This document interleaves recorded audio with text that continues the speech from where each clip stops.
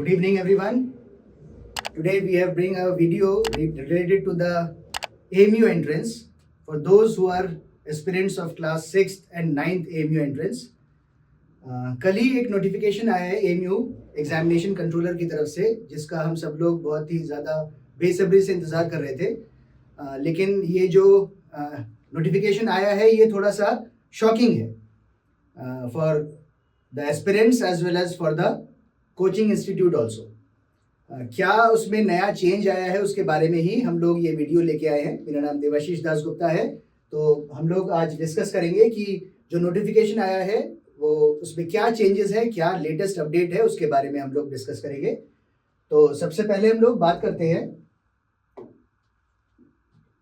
कुछ important dates हैं जो कि हम लोगों को बहुत ध्यान रखना है. जैसे कि सबसे पहला जो डेट है वो है 29 मार्च 2025. This is the last date for filling the entrance form without late fees, and with late fees it is 5th of April 2025. अक्सर क्या होता है कि जब हम लोग फॉर्म फिल करते हैं तो हम लोग सोचते हैं कि अभी तो बहुत टाइम है, 29 मार्च तक टाइम है, और हम लोग डिले करते रहते हैं. तो ऐसा डिले करते करते हम लोग एकदम लास्ट मोमेंट पर जब इस फॉर्म को फिल करने बैठते हैं तो वेबसाइट पर एक अनइवन लोड रहता है लास्ट मोमेंट पर. तो अवॉइड करिए कि लास्ट मोमेंट पर फॉर्म को फिल किया जाए. आप जितनी जल्दी हो सके इस फॉर्म को फिल कर लीजिए. और थोड़ा सा दिक्कत रहती है कि लास्ट मोमेंट पे हम फॉर्म फिल कर रहे हैं, ये डिटेल नहीं है, वो डिटेल नहीं है, या ट्रांजैक्शन नहीं हो पा रहा है, इसकी वजह से थोड़ा सा दिक्कत हो सकती है. तो अवॉइड करिएगा लास्ट मोमेंट फॉर्म फिलिंग को, और उससे पहले ही आप फॉर्म को फिल कर दीजिएगा. नेक्स्ट ये है टेस्ट शेड्यूल, यानी कि 11/5/2025. इस डेट में एग्जाम होगा 6th as well as 9th AMU entrance का. टाइमिंग अलग अलग रहेगा, फर्स्ट शिफ्ट और सेकंड शिफ्ट, लेकिन डेट सेम रहेगा. 11th मई को ही 6th AMU एंट्रेंस और 9th AMU एंट्रेंस, ये दोनों एंट्रेंस 11th मई को ही होने हैं. नेक्स्ट अगर हम लोग बात करें, इस फॉर्म फिल करने के लिए हम लोगों को कुछ एक फीस देनी होती है. तो अगर हम लोग ये फीस देखते हैं तो इसमें भी चेंजेस है. अगर आप फॉर्म को फिल कर रहे हैं with in duration, with in time limit, यानी कि लेट फीस से पहले अगर आप इसको फिल कर रहे हैं तो 6th एंट्रेंस के लिए इसके चार्जेस होंगे 750 रुपीज, और 9th एंट्रेंस के लिए इसके चार्जेस होंगे रुपीज 800. वहीं अगर हम लोग बात करें लेट फीस के साथ इसको सबमिट करने का, तो फीस हो जाएगी 6th एंट्रेंस के लिए 1050 रुपीज, और 9th एंट्रेंस के लिए हो जाएगा 1100. तो अवॉइड करिए इस चीज को. आप लोग पहले ही जो डेडलाइन दी गई है उससे पहले ही फॉर्म को फिल कर दीजिए. अब देखते हैं कि AMU एंट्रेंस के लिए जो हमारे बच्चे तैयारी कर रहे हैं फॉर 6th AMU एंट्रेंस या फिर 9th AMU एंट्रेंस, उसमें एक्चुअल इनटेक कितना है स्कूल्स में, यानी कि AMU के स्कूल्स में. तो हम लोग बात कर रहे हैं इंग्लिश मीडियम के स्कूल्स की ही सिर्फ. तो 6th AMU एंट्रेंस के लिए जो बच्चे फाइट कर रहे हैं वहां पर एंट्री के लिए, उनके पास टोटल 80 सीट्स अवेलेबल हैं, जिसमें STS स्कूल में 40 का इंटेक रहता है, और RMPS Raja Mahendra Pratap Singh AMU city school में 40 स्टूडेंट्स का इंटेक रहता है. ये बॉयज के लिए है. सेम इसी तरीके से गर्ल्स की अगर हम लोग बात करें तो सिर्फ एक ही स्कूल है गर्ल्स के लिए 6th AMU एंट्रेंस में, that is AMU girls school, और इसका इंटेक है 40 का. अगर हम उर्दू मीडियम में जाते भी हैं तो उर्दू मीडियम के लिए भी RMPS AMU सिटी स्कूल में बॉयज के लिए इंटेक है 40 का, वेराज गर्ल्स के लिए AMU city girls high school में इंटेक रहेगा 45 का. लेकिन हम लोग जो फाइट कर रहे हैं वो हम लोग सिर्फ और सिर्फ इंग्लिश मीडियम के लिए ही फाइट कर रहे हैं. तो हमारा जो टारगेट रहना चाहिए वो यहाँ पर रहना चाहिए, यानी बॉयज के लिए टोटल 80 का इंटेक है, जबकि गर्ल्स के लिए हमारे पास सिर्फ 40 सीट्स अवेलेबल है. अगर इसी चीज को हम 9th AMU एंट्रेंस के लिए देखते हैं तो 9th AMU एंट्रेंस में बॉयज के लिए STS स्कूल, इसमें 90 का इंटेक है, RMPS AMU सिटी स्कूल, इसमें भी 90 का इंटेक है, और AMU ABK हाई स्कूल, इसमें भी 90 का इंटेक है. यानी कि अगर हम लोग ओवरऑल बॉयज के टोटल इंटेक्स की बात करें तो हमारे पास 270 सीट्स अवेलेबल हैं फॉर बॉयज. और अगर गर्ल्स की बात करें इंग्लिश मीडियम स्कूल्स में ही, तो एएमयू गर्ल्स स्कूल के लिए 90 का इंटेक है और एएमयू एबी के हाई स्कूल के लिए भी 90 का इंटेक, यानी कि गर्ल्स की अगर हम लोग बात करें तो गर्ल्स के लिए टोटल 180 सीट्स अवेलेबल है इस सेशन में एएमयू में।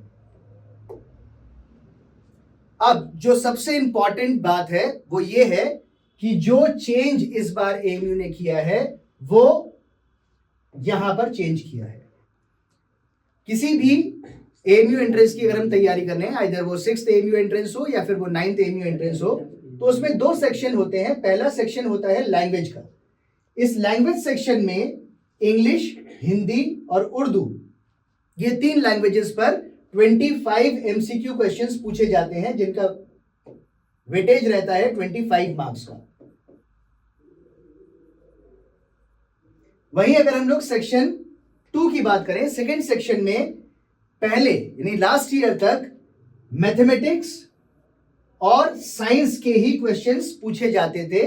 ये भी एमसीक्यूज ही होते थे और इस बार भी एमसीक्यू ही है, मगर इस बार जो चेंज आया है वो ये आया है कि जो पहले 30 मार्क्स का मैथमेटिक्स और 30 मार्क्स का साइंस आता था, अब उसकी जगह पर 25 मार्क्स की मैथमेटिक्स और 25 मार्क्स की साइंस आ रही है। और नया इंट्रोड्यूस किया गया है सोशल साइंस को, जिसका वेटेज रहेगा 10 मार्क्स का। अगेन ये भी एमसीक्यू ही रहेगा, मगर ये इस बार नया इंट्रोड्यूस किया गया है।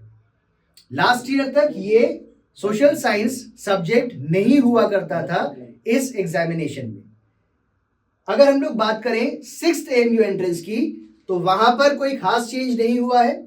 वहां पर लैंग्वेज सेक्शन में इंग्लिश, हिंदी, मैथमेटिक्स, ये तीनों चीजें आ रही है फर्स्ट सेक्शन में, और सेकंड सेक्शन में मैथमेटिक्स और एनवायरमेंटल स्टडीज ये आ रहा है। साइंस ना दे करके उन्होंने एनवायरमेंटल स्टडीज कहा है इस चीज को। तो 6th एएमयू एंट्रेंस में कोई खास चेंज नहीं आया है, लेकिन 9th एएमयू एंट्रेंस में ये एक बहुत ही मेजर चेंज आया है। शायद इसीलिए ये नोटिफिकेशन इतना लेट हुआ है और शायद इसीलिए एग्जाम की डेट भी लगभग 3 महीने डिले की गई है। जनरली ये मार्च में ही एग्जाम हो जाता था, लेकिन अब ये मई में हो रहा है। अब बात करते हैं कि इस फॉर्म को कैसे भरा जाए। कई लोग हम में से साइबर कैफे में जाते हैं, वहां पर जाकर के ये सारी डिटेल्स लेके जाते हैं और जाकर के फॉर्म को भरते हैं, और कई लोग घर में भी इसको भर सकते हैं। आजकल इंटरनेट की फैसिलिटी सभी के घर में ऑलमोस्ट होती है, तो हम लोग इसको घर से भी भर सकते हैं। लेकिन उसके लिए हमें क्या क्या करना है और क्या क्या चीजें हमको अपने साथ लेके बैठना है, उस चीज पर हम लोग थोड़ा सा डिस्कस कर लेंगे। सबसे पहला स्टेप रहेगा गूगल में जाकर के हमको सर्च इंजन में जाकर के www.amucontrollerexams.com ये हम लोगों को फाइंड करना है सर्च इंजन में। जब आप यहां पर जाएंगे तो कुछ चीजें आपको ध्यान में रखनी है। जैसे सबसे पहले सारे इंस्ट्रक्शंस अच्छे से आप पढ़ लीजिए। एएमयू की ऑफिशियल वेबसाइट पर गाइड टू एडमिशन अपलोड किया जा चुका है, आप उसको पढ़ सकते हैं बहुत अच्छे से। अगर आपको वो गाइड टू एडमिशन चाहिए तो उसका लिंक भी हम अवेलेबल है हमारे पास, तो उसको आप जो है वहां से भी देख सकते हैं। सबसे पहले एक्चुअली हम लोगों को क्या करना होता है, सबसे पहले हम लोग साइन इन और साइन अप, ये दो चीजें होती हैं, दोनों का अलग अलग मतलब होता है। साइन इन हम बेसिकली तब करते हैं जब हमारा अकाउंट पहले से बना हुआ है, हम उसमें साइन इन करते हैं। लेकिन साइन अप हम तब करते हैं जब हमें कोई नया अकाउंट बनाना हो। तो क्योंकि यहां पर हमको एक नया अकाउंट बनाना होगा, तो ध्यान रखिएगा हमको करना पड़ेगा साइन अप। तो सबसे पहले हम लोग साइन अप करेंगे और अपनी बेसिक इंफॉर्मेशन जैसे कि स्टूडेंट का नाम, उसके फादर का नाम, मदर का नाम, डेट ऑफ बर्थ, ये सारी चीजें जो है वहां पर हमको मेंशन करना होगा। उसके बाद हम लॉगिन कर सकते हैं अपने उसी ईमेल आईडी से जो हमने इस बेसिक इंफॉर्मेशन में भरा होगा, और उसी पासवर्ड के साथ जो हमने पासवर्ड यहां पर बनाया है। तो आप कॉपी पेन लेकर के बैठिए, जब आप नया अपना इंफॉर्मेशन बना रहे हैं, साइन अप कर रहे हैं, फॉर्म को भर रहे हैं, अपनी डिटेल्स उसमें एंट्री कर रहे हैं, तो उसी वक्त आपको वहां पर अपनी ईमेल आईडी भी देनी होगी और आपको पासवर्ड भी जनरेट करना होगा। पासवर्ड जब आप जनरेट कर रहे हैं तो हमारा ये सजेशन रहेगा कि पासवर्ड अल्फा न्यूमेरिक हो, सिर्फ अल्फाबेट ना हो, उसमें अल्फाबेट के साथ साथ कोई नंबर्स भी हो। अल्फा न्यूमेरिक पासवर्ड को आप नोट भी कर लीजिए, जो पासवर्ड आपने यहाँ पे डाला है। कई बार हम लोग भूल जाते हैं पासवर्ड देने के बाद, तो उसको नोट करके भी रखिए।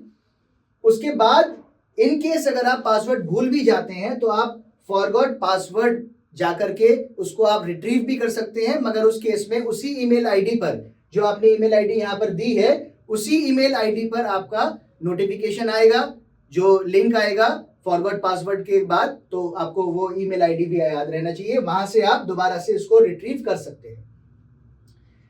जब आप फॉर्म को फिल कर रहे हैं, अपनी बेसिक इंफॉर्मेशन दे रहे हैं, तो बहुत ध्यान से वो देख लीजिए कि आपने क्या क्या चीजें वहां पर भरी हैं।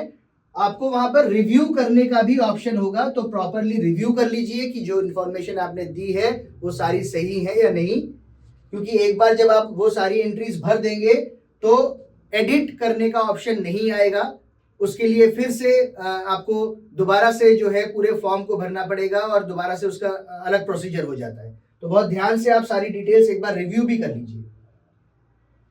अच्छा, इसके साथ साथ हमको कुछ चीजें जो है अपने साथ में रखनी पड़ेंगी जिस वक्त आप फॉर्म को फिल कर रहे हैं। जैसे सबसे पहले scanned copy of coloured photo, coloured photo का, बच्चे का कलर्ड फोटो का स्कैन्ड कॉपी आप रखिए, जो कि आपको जेपीजी फॉर्मेट में चाहिए होगा। ठीक है, इसके लिए आप अगर फोटो आप किसी स्टूडियो में खिंचवाने जा रहे हैं, अगर आप उनको बोलेंगे कि हमको सॉफ्ट कॉपी चाहिए जेपीजी फॉर्मेट में, तो वो आपको जेपीजी फॉर्मेट में सॉफ्ट कॉपी बना के दे देंगे। अदरवाइज अगर आप घर में ही फोटो खींचना चाहते हैं अपने फोन से, तो आप एक वाइट बैकग्राउंड के साथ, ध्यान रखिएगा इन्होंने बोल दिया है इस चीज को कि फॉर्मेट जो वो वाइट बैकग्राउंड होना चाहिए बच्चे के, जहां पर फोटो ले रहे हैं, तो वाइट बैकग्राउंड, किसी वाइट दीवार के सामने आप बच्चे का फोटो क्लिक कर सकते हैं और वहां से भी आप जेपीजी फॉर्मेट में उसको लगा सकते हैं। फिर बात आती है बच्चे के सिग्नेचर की, तो सिग्नेचर का ध्यान रखिएगा। अक्सर इस उम्र में बच्चे जब बात आती है सिग्नेचर करने की तो खूब घुमा घुमा के सिग्नेचर करते हैं, तो ऐसा बिल्कुल भी ना करें, क्योंकि अगर आप भूल गए कि आपने कैसा सिग्नेचर किया है और वहां पर आपको दोबारा से सिग्नेचर करने को कहा जाएगा, तो हो सकता है कि आप गलत सिग्नेचर कर दें। तो सिंपल आप अपना अच्छे से नाम लिखिएगा, और उसके लिए भी हम रिकमेंड करेंगे कि आप एक A4 साइज की शीट ले लीजिए, एक पेपर ले लीजिए A4 साइज का।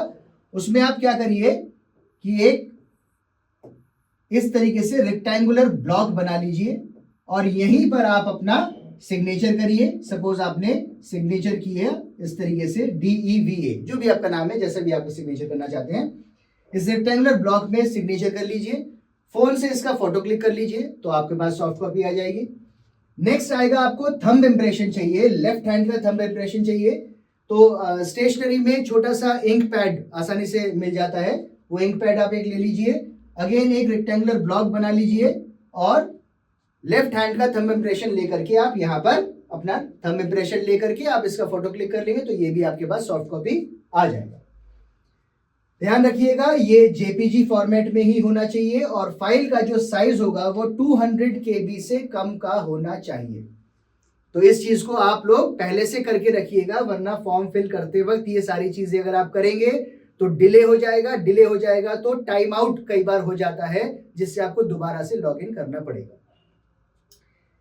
इसके अलावा कुछ बैंक डिटेल्स, बहुत से लोग अपना यूपीआई से या क्रेडिट कार्ड से, डेबिट कार्ड से या नेट बैंकिंग से इस फॉर्म को जो फीस है वो सबमिट करते हैं, तो उस चीज को भी आप ध्यान रखिए कि वो सारी डिटेल्स भी आप साथ में लेकर के भी बैठें।